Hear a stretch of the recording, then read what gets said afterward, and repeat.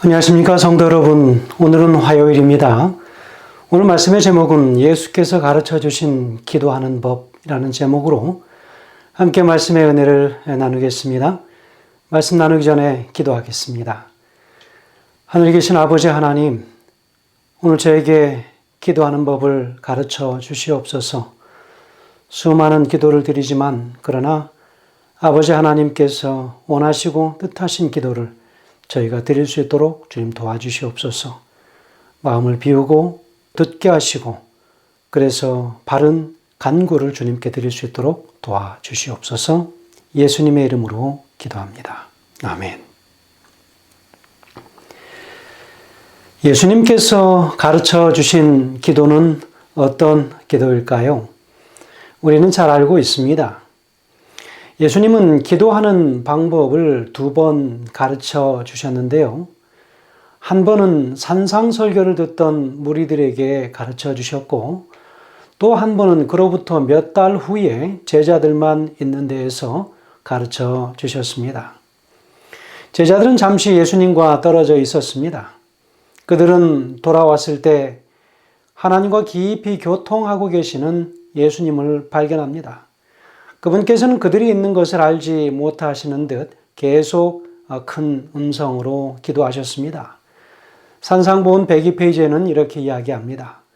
구주의 얼굴이 하늘의 빛으로 환하게 빛났다. 그분은 보이지 않는 분의 바로 면전에 계신 듯 하였으며 그분의 말씀에는 하나님과 이야기하는 사람처럼 강한 능력이 있었다 그랬습니다. 여러분, 경청하는 제자들의 마음은 큰 감동을 받았습니다. 예수님께서 바로 앞에 계신 하나님과 대화하듯이 이야기하는 그 모습에 그들은 전에 듣지도 보지도 못했던 참으로 놀라운 경험을 하게 됩니다.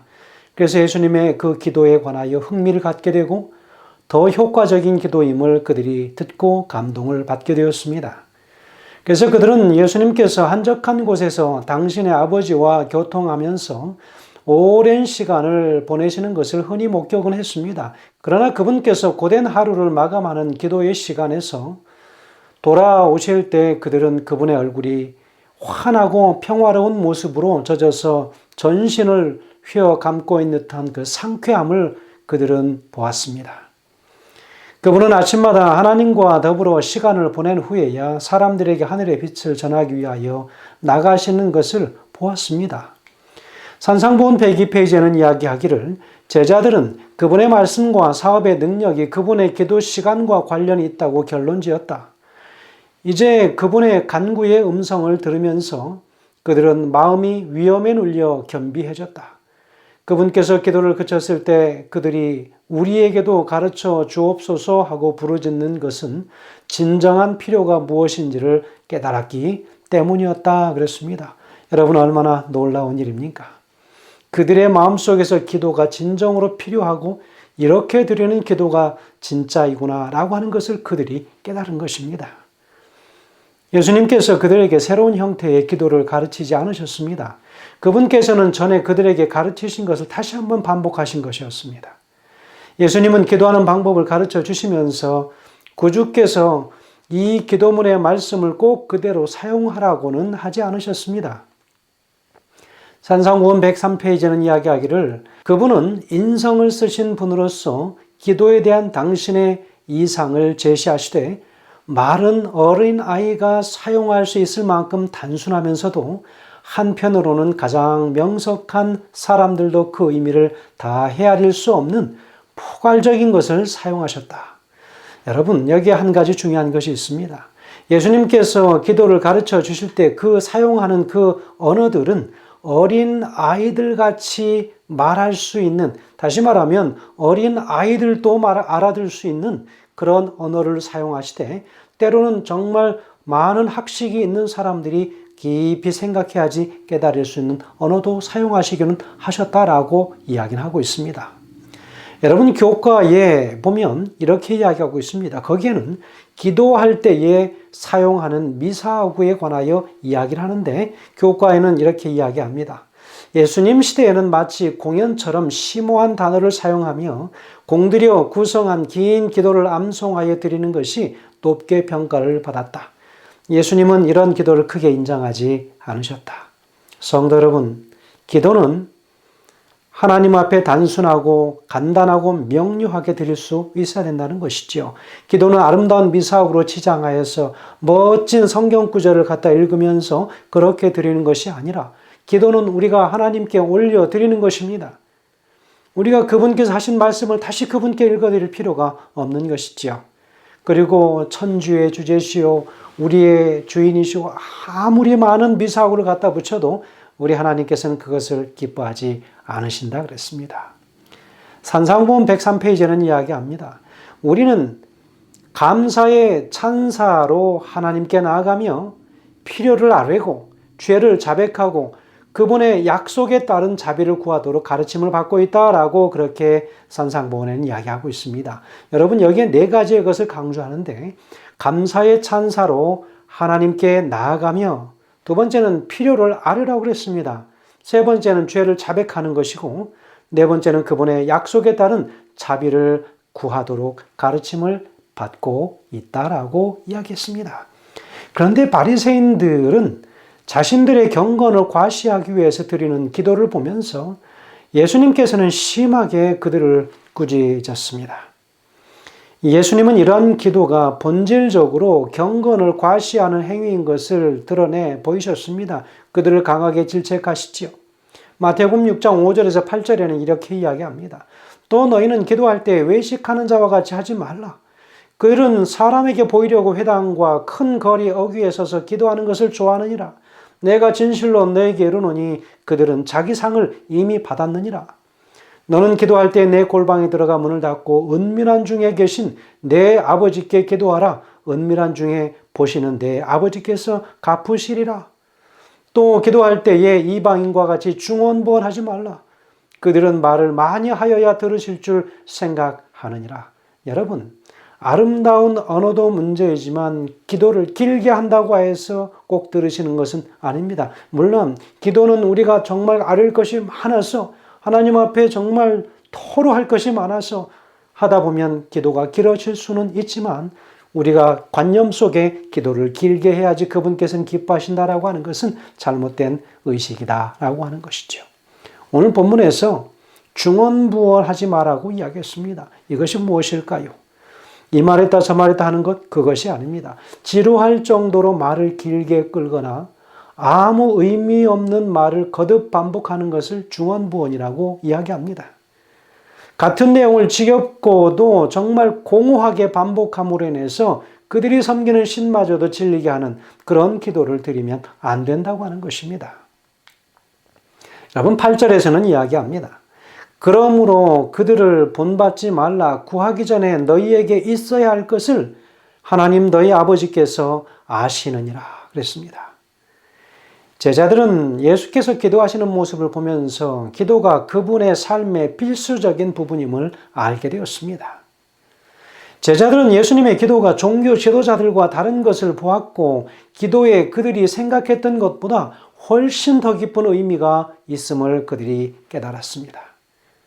그래서 제자들은 예수님께 나와서 우리에게도 기도하는 것을 가르쳐 주소서라고 요청합니다.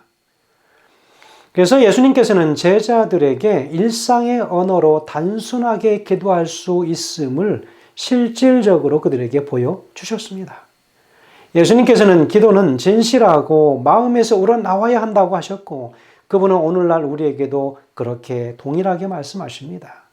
누가복음 11장 2절에 4절 그리고 마태복음 6장 5절에서 11절의 이 말씀을 보면 예수님께서 가르치신 그 기도의 그 또 다른 측면들을 우리가 살펴볼 수 있습니다. 무엇입니까? 우리가 잘 아는 주기도문이죠. 자, 첫 번째는 하늘에 계신 우리 아버지여라고 만물의 아버지이신 하나님의 그 인격적인 관계를 이야기합니다. 우리를 향하여 그분을 아버지라고 부르도록 한 것입니다. 예수님의 아버지를 우리도 동일하게 아버지라고 부를 수 있는 그래서 그분의 권위와 우리를 동일선상에 놓아주시는 예수님의 놀라우신 그 은혜를 보게 되지요. 그래서 하나님과 우리 사이에 산 인격적 관계를 갖도록 아버지와 아들의 관계로 만들어 주십니다. 두 번째는 이름이 거룩히 여김을 받으시오며 라고 했습니다. 하나님의 거룩하심을 인식하는 것은 경외와 존경의 마음을 갖게 합니다. 그래서 아버지의 이름이 거룩히 여김을 받으시오며 라고 이야기하죠. 하나님의 영광과 그 거룩함이 세상에 드러나기를 간구하는 것입니다. 나라가 임하오시며 그랬습니다. 여러분, 재림을 갈망하고 그분의 오심을 간절히 기다리는 것, 바로 그것은 성령이 우리 안에 거하시기를, 그런 은혜가 있기를 바라는 거지요. 그래서 성령이 우리 안에 거하시면 우리는 간절히 끊임없이 그분의 다시 오심을 기다리게 되는 것이죠. 하나님의 통치와 나라가 이 땅에 이루어지기를 간절히 소망하는 것입니다. 자, 그 다음에는 뜻이 하늘에서 이루어진 것 같이 땅에서도 이루어지리이다 그랬습니다. 단순히 우리가 원하는 것을 구하기보다 하나님께서 가장 잘하시는 것을 믿고 우리 삶에 하나님의 뜻이 이루어지도록 순종하며 기도하라는 것입니다. 그 다음에 오늘날 우리에게 일용할 양식을 주옵시고 라고 했습니다. 여러분, 살아가기 위해서 육체적으로 필요한 음식과 물, 영적으로 필요한 바로 예수님과 그분의 살아있는 말씀을 간절히 구하며 살라고 하는 것입니다. 그분께서는 우리에게 매일의 양식, 일용할 양식, 우리의 데일리 브레드를 간절히 구하라고 그랬습니다. 매일의 양식입니다. 여러분, 구하는 일은 매일매일 이루어지도록 한 것입니다. 가끔가다 구하는 것이 아니라 매일 구할 수 있도록 하는 것이죠. 여러분, 우리가 매일매일 구하는 것, 그렇게 하지 않아도 먹을 양식이 있는데 왜 구해야 되는가라고 생각하지요. 여러분, 하나님께서는 그것마저도 하나님께서 우리에게 주셔야지 먹을 수 있음을, 그 모든 양식의 주인은, 공여자는 우리 하나님이신 것을 인정하도록 하는 것입니다.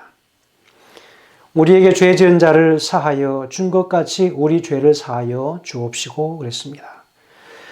회개하고 용서를 구하고 하나님께서 우리를 값없이 용서해 준 것처럼 우리에게 상처 준 모든 사람을 다 용서하라고 하는 것을 기억하여 잊지 않도록 한 것입니다. 그래서 우리를 시험에 들게 하지 마옵시고 다만 악에서 구하옵소서라고 이야기하지요. 여러분, 우리가 용서하는 일이 더디면 마음속에 드는 시험이 더 잦아집니다. 우리가 용서하지 못하면 그를 더 많이 미워하고 그를 더 많이 욕하고 그를 더 많이 불편해하게 하는 그런 시험들을 우리가 매 순간 경험하게 된다는 것이죠. 그러므로 우리에게 가르쳐준 기도는 우리를 시험에 들게 하지 마옵시고 다만 악에서 구하옵소서라고 이야기합니다. 영적 위기와 이 세상의 악으로부터의 온전하신 보호를 간구하며 우리의 피난처를 구하라고 하는 것입니다.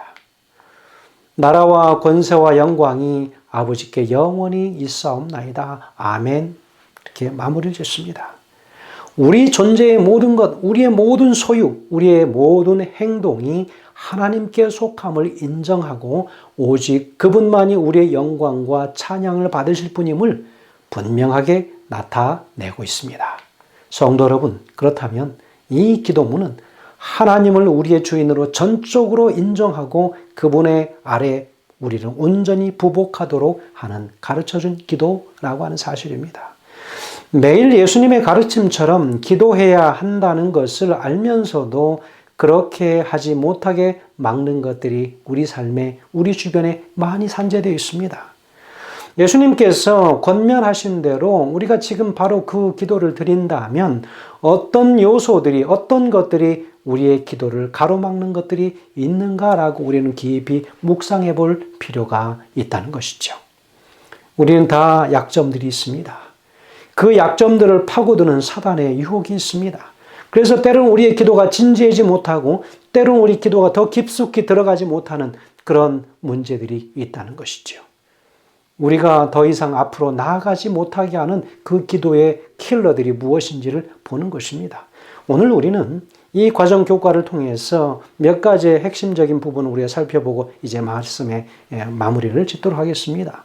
첫 번째는 관계와 교제에 있어서 하나님을 아버지라 부르며 인격적인 교제를 하도록 예수님께서 기도를 가르쳐 주십니다. 두 번째는 간절함과 신뢰입니다. 여러분, 이 5절에서 13절까지 이후에 여러 이 비유들을 통해서 구하는 자에게 반드시 주신다고 하는 확신과 간절함을 우리에게 가르쳐 주십니다. 그래서 모든 기도는 다 하나님 중심으로 이루어져야 한다 하는 것입니다. 조금만치라도 우리의 영광이나 우리의 의를 드러낼 수 없도록 한 것입니다. 내 뜻보다 하나님의 이름, 하나님의 나라, 뜻이 먼저 이루어지기를 간구하라는 것입니다.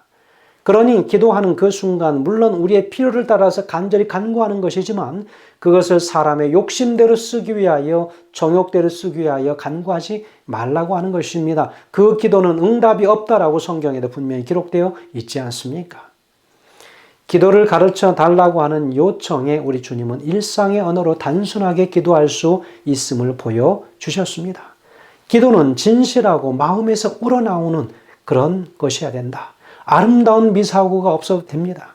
그러나 단순하면서도 하나님 앞에 정직하게 아뢰는 솔직하고 담백한 그리고 깨끗한 언어로 그분께 간구하여 우리가 드리는 모든 섬김들마다 하나님께서 주시는 충만한 기도의 응답들을 누리시는 우리 모든 성도들 되시길 주의 이름으로 축원드리며 말씀을 드립니다. 기도하겠습니다. 하늘에 계신 아버지 하나님, 오늘 우리는 예수님께서 가르쳐 주신 기도의 진수를 경험하였습니다. 아버지 하나님, 오늘 우리도 이제부터 이런 기도를 드리게 하시고 길지 않거나 혹은 아름다운 언어로 치장되어 있지 않는 기도라도 주님, 우리의 일상의 언어로 그저 부족한 그런 표현 방법일지라도 주여 우리의 심령의 중심을 보시고 응답하여 주시기를 예수님의 귀하신 이름으로 간절히 기도합니다. 아멘.